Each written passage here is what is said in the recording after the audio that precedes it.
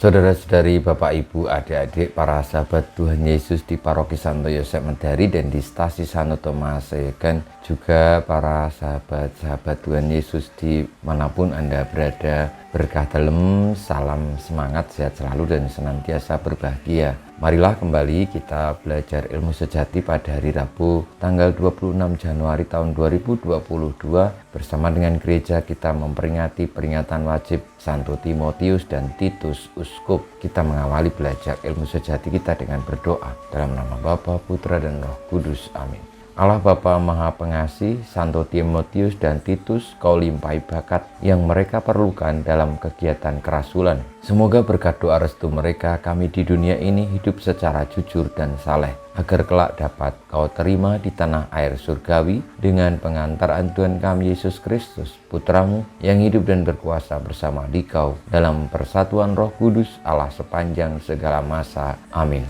Para sahabat Tuhan Yesus terkasih, kita akan belajar ilmu sejati dari Injil Yesus Kristus menurut Lukas bab 10 ayat 1 sampai dengan 9. Pada suatu hari Tuhan menunjuk 70 murid lalu mengutus mereka berdua-dua mendahuluinya ke setiap kota dan tempat yang hendak dikunjunginya. Katanya kepada mereka, "Tuayan memang banyak, tetapi sedikitlah pekerjanya. Karena itu mintalah kepada Tuhan yang empunya tuayan, supaya ia mengirimkan pekerja-pekerja untuk tuayan itu. Pergilah, camkanlah, aku mengutus kamu seperti anak domba ke tengah-tengah serigala. Janganlah membawa pundi-pundi atau bekal atau kasut, dan janganlah memberi salam kepada siapapun selama dalam perjalanan. Kalau kamu memasuki suatu rumah, katakanlah lebih dahulu, damai sejahtera bagi rumah ini. Dan jika di situ ada orang yang layak menerima damai sejahtera, maka salammu itu akan tinggal padanya. Tetapi jika tidak, salammu itu akan kembali kepadamu.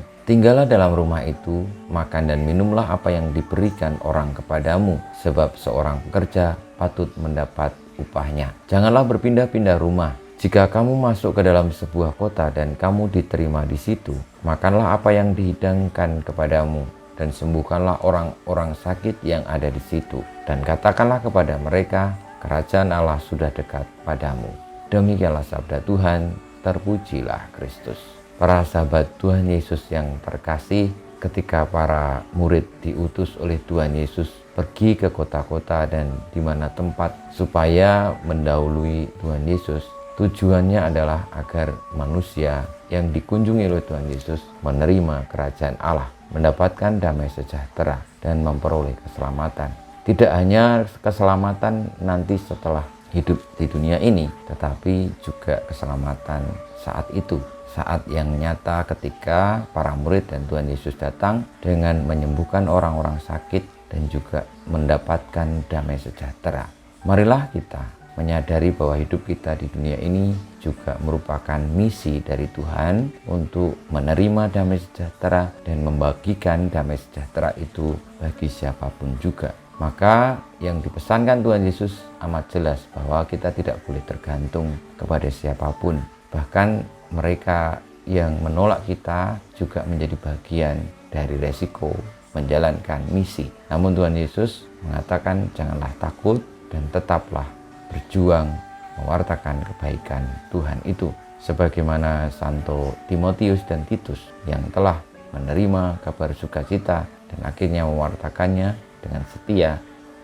Meskipun resiko banyak sekali akan dihadapi, tetapi damai sejahtera itu yang paling pokok dalam hidup ini, dan Tuhan akan memberikan kepada mereka yang senantiasa mohon kepadanya.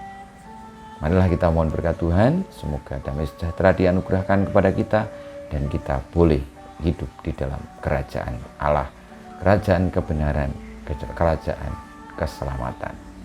Kemuliaan kepada Bapa dan Putra dan Roh Kudus seperti pada permulaan, sekarang, selalu, dan sepanjang segala abad. Amin. Ya Yesus, jadikanlah hati kami seperti hati-Mu. Tuhan bersama-Mu dan bersama Roh-Mu, kita semua hidup kita, perjuangan kita untuk menjalankan misi, mewartakan kerajaan Allah, terlibat di dalam damai sejahtera Tuhan bagi dunia, senantiasa dibimbing, dilindungi, diberkati oleh Yang Maha Kuasa, Bapa, Putra, dan Roh Kudus. Amin.